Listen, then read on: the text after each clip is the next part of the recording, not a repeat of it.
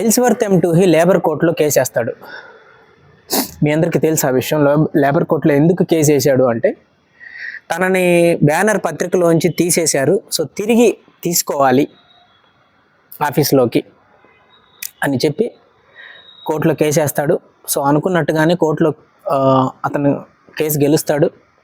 Banner పత్రిక ఎట్టి పరిస్థితుల్లోనూ టూహీని తీసేయడానికి వీల్లేదు, సో టూహీని తిరిగి ఆఫీస్లోకి తీసుకోవాలి అని తీర్పిస్తుంది. సో ఆ తీర్పు ఆదేశాల మేరకు గెయిల్ వైనాండ్ పత్రిక నుంచి సెక్రటరీ కాల్ చేసి, ఈరోజు సాయంత్రం 9 గంటల లోపు మిమ్మల్ని ఆఫీస్కి రమ్మన్నారు గెయిల్ వైనాండ్ గారు అని చెప్తుంది టూహీకి. సో టూహీ అనుకున్నట్టుగానే బయలుదేరతాడు. సో బయలుదేరి ఆఫీస్కి వెళ్తాడు. కరెక్ట్గా ఆఫీస్కి వెళ్ళి తన డెస్క్ దగ్గర కూర్చునే టైంకి 10 నిమిషాల తక్కువ 9 అవుతుంది. 10 నిమిషాల తక్కువ 9 అవుతుంది టైం. సో ఆ డెస్క్ దగ్గర పలకరిస్తాడు వైనాండ్ టూహీని. వెల్కమ్ టూహీ, మీ డెస్క్ దగ్గర కూర్చోండి, అది మీ డెస్కే, మనం ప్రభుత్వ ఆదేశాల మేరకు నడుచుకోవాలి కదా, కూర్చోండి అని అంటాడు. థ్యాంక్స్ వైనాండ్ అని చెప్తాడు టూహీ. అయినా మన ఇద్దరం ఎందుకు కలిసి పని చేయకూడదు వైనాండ్? మనం కలవకూడదా? కలవకుండా ఉండటానికి కారణాలు ఏం కనిపించట్లేదు నాకు, మన ఇద్దరం కలుద్దాం అని అంటాడు. దానికి వైనాండ్ మౌనంగా ఉంటాడు, ఏం మాట్లాడు. వాళ్ళిద్దరి మధ్య 5 నిమిషాల మౌనం ఉంటుంది. టూహీ మాట్లాడదామా వద్దా, ఇలా కూర్చుంటే బాగోదేమో, ఏదైనా మాట్లాడదాం వైనాండ్తో అనుకుంటాడు, కానీ ఏం మాట్లాడాలో తెలియదు, ఎలా మాట్లాడాలో అర్థం కాక అలా మౌనంగా ఉండి తన పక్కనే ఉన్న టైప్ రైటర్ పట్టుకొని ఏదో టైప్ చేస్తూ ఉంటాడు.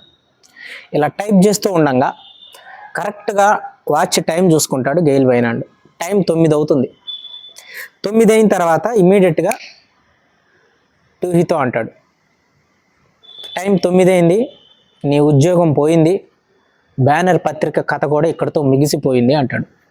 ఎప్పుడైతే ఈ మాట వినపడుతుందో గెయిల్ వైనాండ్ నోట్లోంచి, టూహీ ఏదో టైప్ చేస్తూ ఉన్నాడు, ఒక్కసారిగా ఆ చేతులు ఆగిపోయి అలా పడిపోతాయి టైప్ రైటర్ మీద. సో దాని అర్థం ఏంటంటే, కరెక్ట్గా 9 గంటలకి బ్యానర్ పత్రికని క్లోజ్ చేశాడు గెయిల్ వైనాండ్.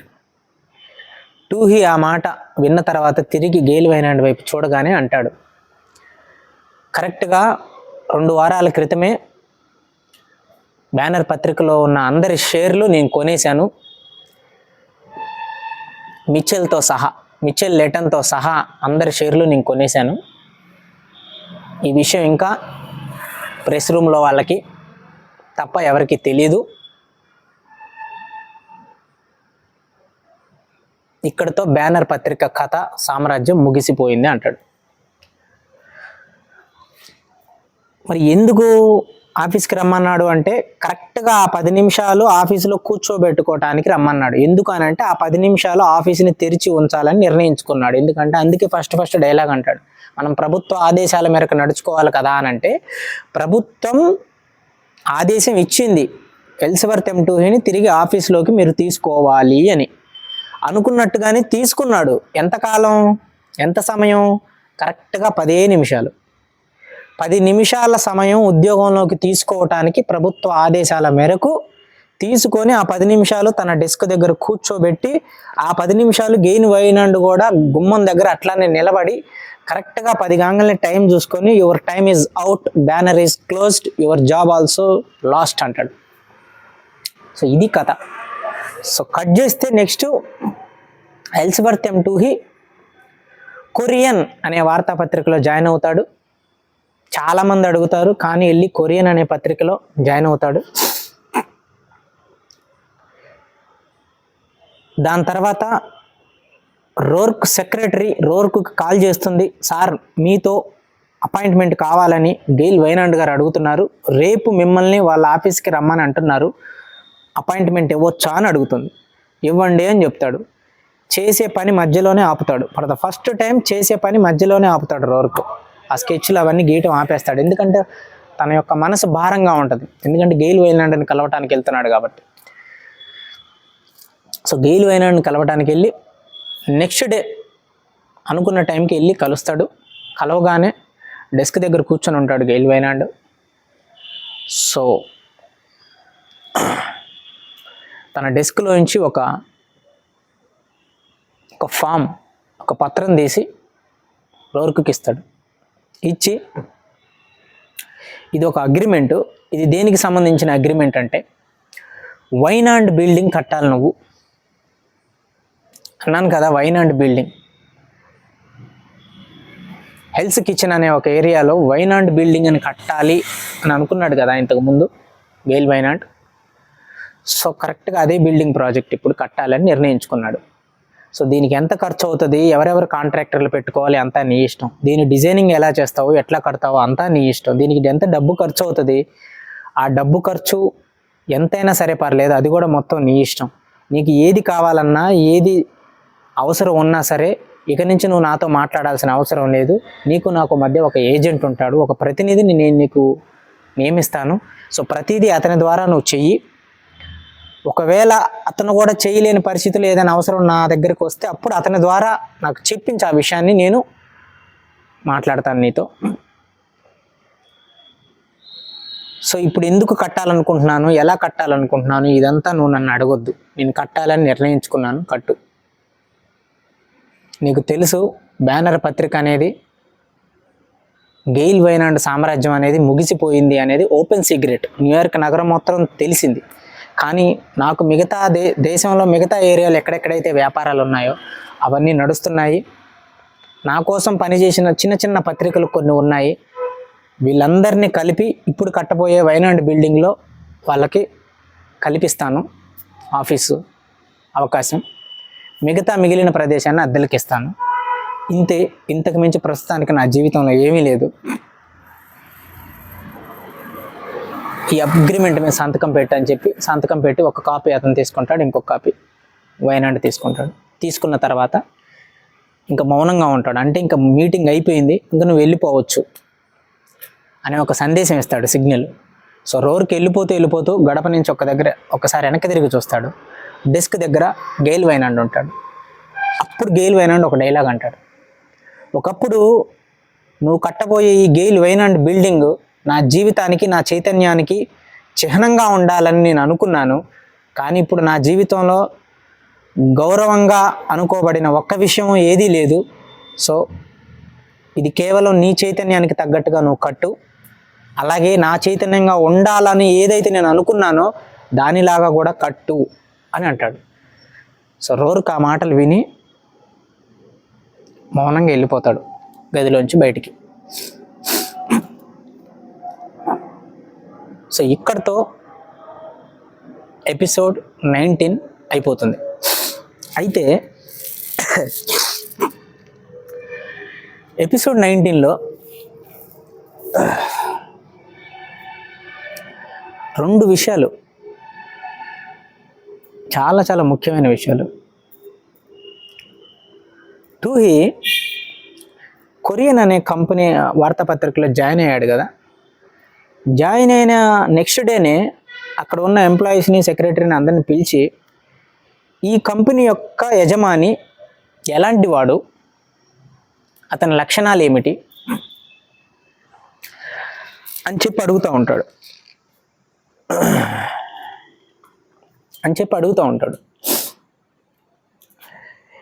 ఎలాంటి వాడు యజమాని, అతని లక్షణాలు ఏమిటి, అతనికి దేవుడి మీద నమ్మకం ఉందా, ఏది లేకపోతే అతను తలకిందులు అవుతాడు, ఈ విషయాలు కనుక్కుంటూ ఉంటాడు. అంటే ఎందుకు అలా కనుక్కుంటున్నాడు? మళ్ళీ తన ప్లాన్ మొదలుపెట్టాడు. అంటే మళ్ళీ ఆ కొత్త ఆఫీసులో కూడా తన రాజకీయం మొదలుపెట్టాడు. అంటే ఇంకా వాళ్ళు మారరు, దే ఆర్ లైక్ దట్. వాళ్ళ జీవితాలు అంతే. ఇంకా వాళ్ళు ఎక్కడికి వెళ్ళినా రాజకీయం చేయటం, అధికారం దాహం ఉన్నవాడు చేసే పని అదే. వాడు ఏ పార్టీలోకి వెళ్ళినా, ఏ ప్రదేశానికి వెళ్ళినా ఎదుటి మనిషిలో ఉన్న బలహీనతలు ఏమున్నాయని చెప్పి కనిపెట్టి ఆ బలహీనతల్ని తన ఆయుధంగా మార్చుకొని చివరికి అధికారాన్ని చేజిక్కించుకోవాలని చూస్తాడు. ఇంత జరిగినా కూడా there is no realization. At least Peter Keating ఒకరవ రియలైజ్ అయ్యాడు కొంచెం. గెయిల్ వైనాండ్ అయితే 100కి 100% రియలైజ్ అయ్యాడు రోర్కు కలిసిన దగ్గర నుంచి. క్యాథరిన్ రియలైజ్ అయింది, స్టీవ్ మెలోరీ రియలైజ్ అయ్యాడు, డొమినిక్ ఫ్రాంకనో రియలైజ్ అయింది. రియలైజ్ కాని ఒకే ఒక్క వ్యక్తి ఎల్స్వర్త్ ఎం టూహీ. తాను ఎందుకు రియలైజ్ కాలేదు? అతను ఎందుకు రియలైజ్ కాలేదు ఎల్స్వర్త్ ఎం టూహీ? వైనాండ్కి కనీసం సారీ కూడా ఎందుకు చెప్పలేదు? ఎందుకు ఎల్స్వర్త్ ఎం టూహీ రియలైజ్ కాలేదంటే that is his original character. తన యొక్క వ్యక్తిత్వం ఎలాంటిదో తాను అలానే బతుకుతున్నాడు కాబట్టి తనకి లైఫ్లో ఎప్పుడు కూడా రీగ్రెట్స్ లేవు.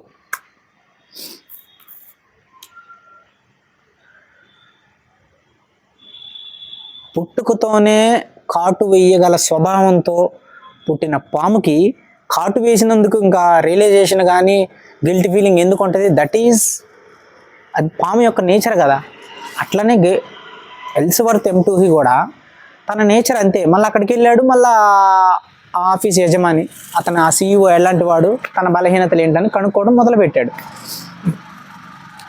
సో జీవితంలో కొంతమంది మారరు, ఇది మొదటి విషయం. 2, గెయిల్ వైనాండ్. నేను మొదటి నుంచి చెప్తూనే ఉన్నా, గెయిల్ వైనాండ్ రోర్క్ కాదు, రోర్క్ ఒక్కడే కాదు హీరో ఫౌంటైన్ హెడ్లో. గెయిల్ వైనాండ్ కూడా హీరోనే.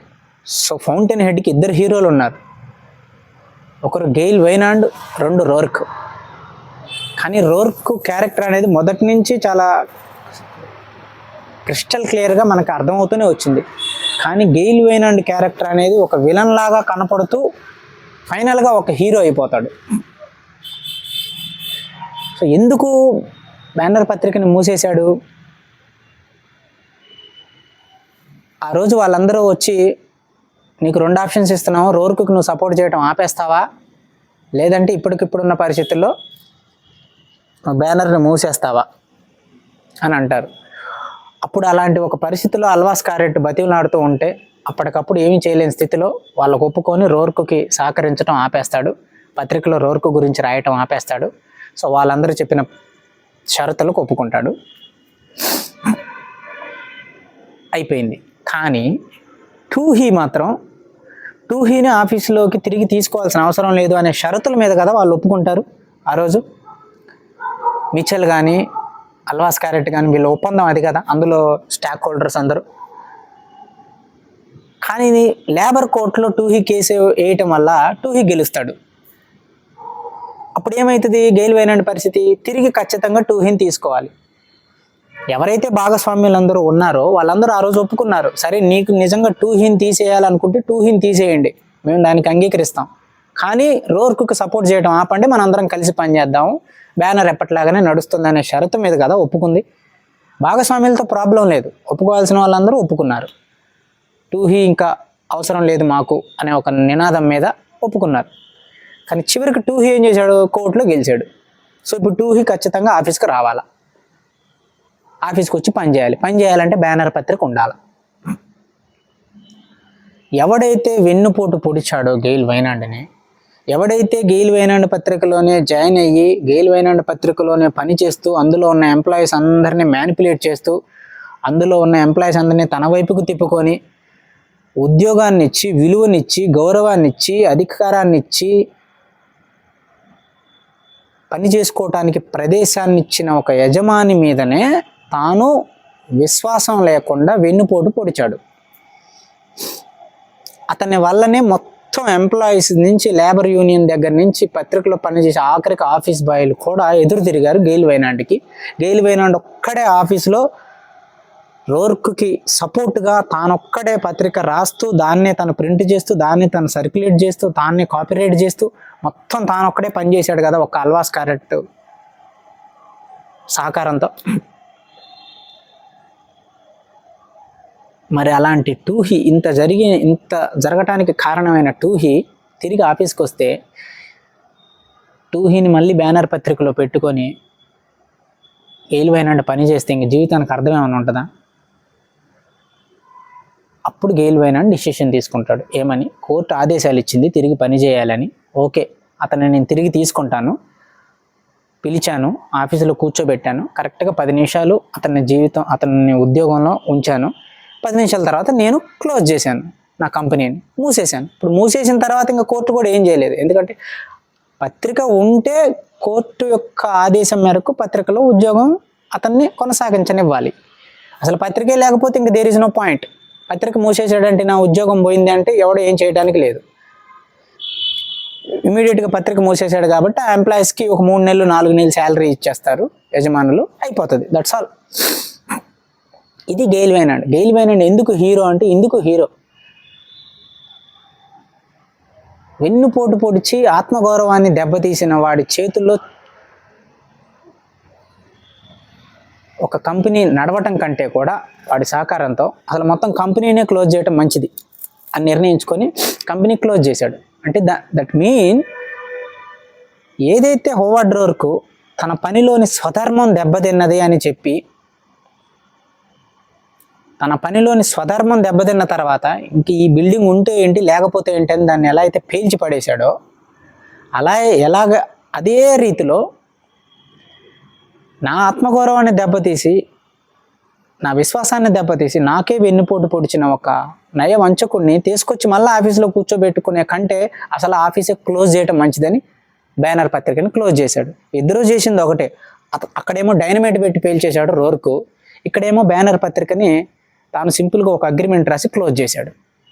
There is no banner newspaper 9 గంటల తర్వాత నుంచి ఆ రోజు. సో అది. సో వెన్ను చూపించటం కన్నా చచ్చిపోవడం నయం శత్రువు చేతిలో అన్నట్టుగా బ్యానర్ పత్రిక సిచ్యువేషన్. గెయిల్ వైనాండ్ చేసిన పని అదనమాట. ఒక్క ఎంప్లాయీని ఉంచుకోవటానికి ఇష్టం లేక తన మనసు ఒప్పుకోక మొత్తం బ్యానర్ పత్రికని క్లోజ్ చేశాడు. దట్ ఈజ్ హీజ్ క్యారెక్టర్ యొక్క వాల్యూ అక్కడ కనపడుతుంది మనకి. ఎందుకు ఆ ఒక్క వ్యక్తి అంటే, ఆ ఒక్క వ్యక్తి తనని మోసం చేశాడు, ఆ ఒక్క వ్యక్తి తనని విశ్వాస లోపానికి గురి చేశాడు. ఎవరైనా మనకు ఆత్మద్రోహం చేసిన వ్యక్తిని, కానీ రోర్కు గెయిల్ వైనాండ్కి ఆత్మద్రోహం చేయలేదు. ఎందుకు అంటే డొమినిక్ రోర్క్ ఆల్రెడీ ఇంతకుముందు వాళ్ళు ప్రేమించుకున్నారు, మధ్యలో జరగలేదు. గెయిల్ వైనాండ్కి పరిచయం అయిన తర్వాత రోర్కు అప్పుడు డొమినిక్తో ప్రేమలో పడలేదు. ఒకవేళ అలా పడుంటే అది మోసం, నయవంచన అయ్యేది. అందుకే ఫస్ట్ డైలాగ్ అడుగుతాడు మొనాడ్నాక్ వ్యాలీలో. డొమినిక్ ఎదురుపడ్డప్పుడు గెయిల్ వైనాండ్ ఫస్ట్ డైలాగ్ అడుగుతాడు, ఏమని? మీరిద్దరు ఇంతకు ముందే తెలుసా అని. అవును తెలుసు, నేను అతన్ని ప్రేమించాను అంటాను. That's all. అక్కడితో మ్యాటర్ ఓవర్. అప్పుడే కన్క్లూజన్కి వచ్చాడు, రోర్క్ నన్ను మోసం చేయలేదు, నేనే రోర్క్ జీవితంలోకి వచ్చాను, డొమినిక్ జీవితంలోకి. రోర్క్కి డొమినిక్ మధ్య జీవితంలోకి నేనే వచ్చాను, వాళ్ళు నా జీవితంలోకి రాలేదని క్లారిటీ వచ్చింది. కానీ టూహీ విషయంలో మాత్రం అతను చేసింది ద్రోహం, ఆత్మద్రోహం అని చెప్పేసి స్పష్టంగా అర్థమైంది. So as per Gail Wynand character ఏంటంటే, తన ఆత్మగౌరవాన్ని దెబ్బతీసుకోవడం కన్నా కూడా తన సామ్రాజ్యాన్ని కూల్చేయటం నయం అనుకొని బ్యానర్ని క్లోజ్ చేశాడు. So this is the spirit of episode 19. So మళ్ళీ మనం ఎపిసోడ్ 20లో కలుద్దాం. That is the last episode for Ayn Rand. ఎవరెవరైతే ఈ ఎపిసోడ్ ఫాలో అవుతున్నారో, ఎవరెవరైతే ఈ ఎపిసోడ్ వింటున్నారో వాళ్ళందరికీ నేనేం చెప్పాలనుకోవట్లేదు. ఎవరికి ఏం చెప్పినా ఎవరు వినరు, ఎవరికి నచ్చిందే వాళ్ళు చేస్తారు. కాకపోతే ఇందులో ఒక 1% అయినా ఏదైనా అర్థమై ఉంటే కనుక అది మన జీవితానికి అప్లై చేసుకుంటే దానికి ప్రయోజనం. సో అదొక్కటి మాత్రం చెప్పగలను.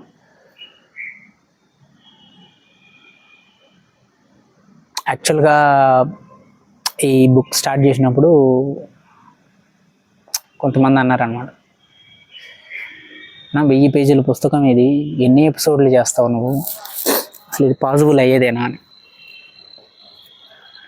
సో మనిషి అనుకుంటే పాసిబుల్ కానిదంటూ ఏది ఉండదు. కానీ